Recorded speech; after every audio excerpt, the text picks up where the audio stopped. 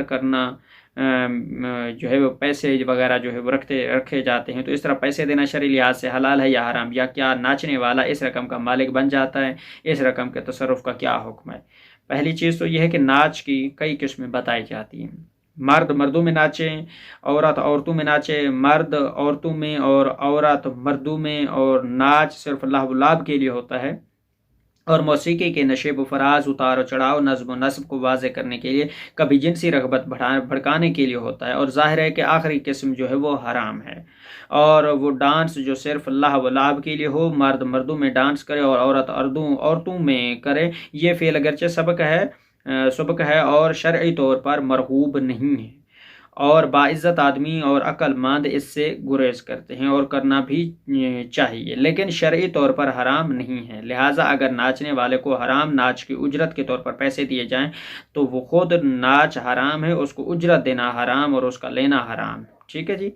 اگر وہ ناچ حلال ہوگا تو یہ سب چیزیں حلال ہوں گی، اور بیوی کے لیے جائز ہے کہ صرف شوہر کے سامنے ڈانس کرے، یا کرنا چاہے تو کر سکتی ہے۔ بعض حکومتی مراکز میں لڑکیوں کو اداکاری اور موسیقی کی تعلیم دینے کے لیے خصوصی کلاسیں تشکیل دی گئی ہیں، اور ان کی تربیت و تعلیم دینے والے مرد ہیں۔ اس طرح کی کلاسیں تشکیل دینا اور لڑکیوں کو ان کلاسوں میں جانا جائز ہے یا نہیں؟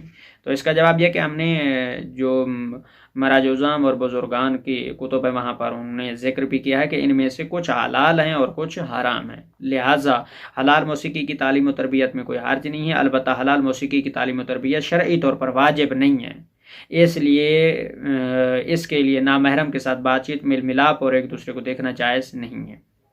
ٹھیک ہے جی۔ اور اس کے بعد اگلا سوال یہ کہ بعض لوگ شادی کی تقریب میں لہو و لعب موسیقی کے پروگرام کو جائز قرار دینے کے لیے نعوذ باللہ اس پروگرام کو شب عروسی حضرت زہرا کی طرف نسبت دیتے ہیں، کیا یہ نسبت صحیح ہے یا نہیں؟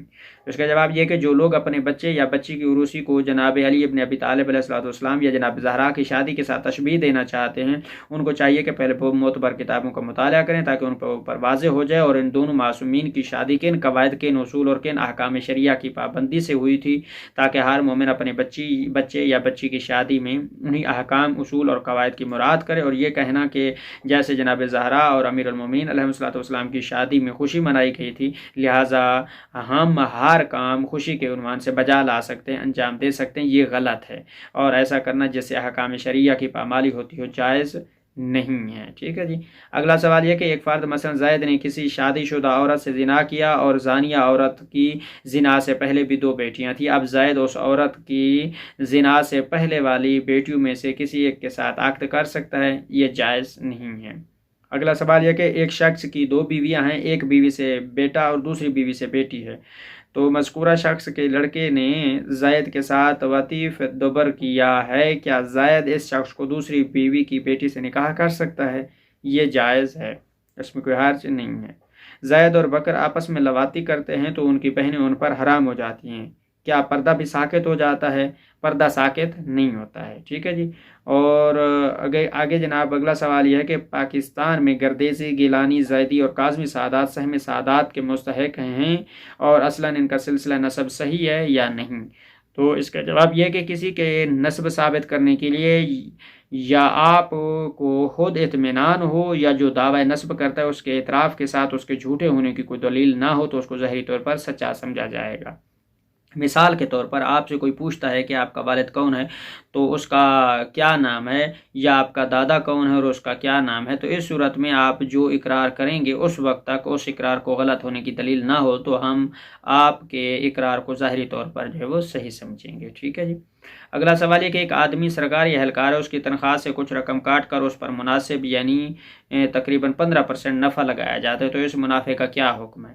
اگر حکومت وہ مبلغ جو ہر مہینے تنخواہ سے کاٹتی ہے وہ قرضے کے طور پر لیتی ہے، اور جو اس پر منافع دیتی ہے وہ سود کے طور پہ دیتی ہے، تو سود لینا جائز نہیں ہے۔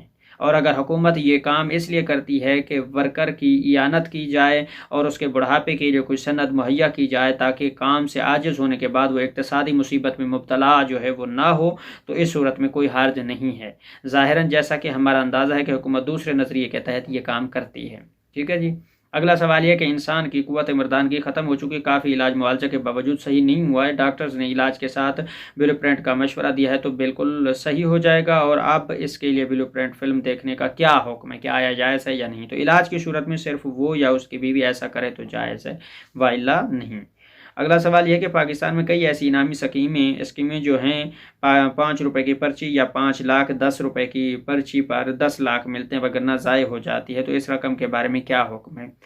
اگر پرچی خریدنے والا پرچی اس لیے خریدے کہ اسکیم والے اس کو مفت وعدہ شدہ رقم دیں گے اور قرضہ کے طور پر نہیں دیں گے، تو اسکیم بھی اور قرآن اندازی کے بعد رقم بطور ہبہ دے تو اس صورت میں کوئی حرج نہیں، ورنہ وہ جوا کے حکم میں آ جائے گی۔ ٹھیک ہے جی۔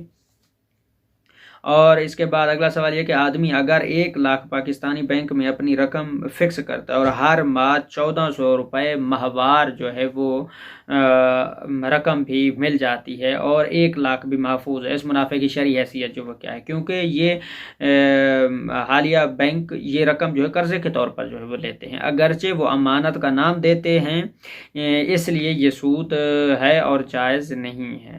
البتہ وہ 1 لاکھ روپیہ بینکوں کو 1,20,000 روپے کے مقابلے میں بیچے اور مدت معینہ کے بعد 20,000 روپے وصول کرنے کے بعد 1 لاکھ روپیہ کو دوبارہ بیچ دے اور اس طرح مسلسل کرتا رہے تو پھر کوئی حرج نہیں ہے۔ ٹھیک ہے جی۔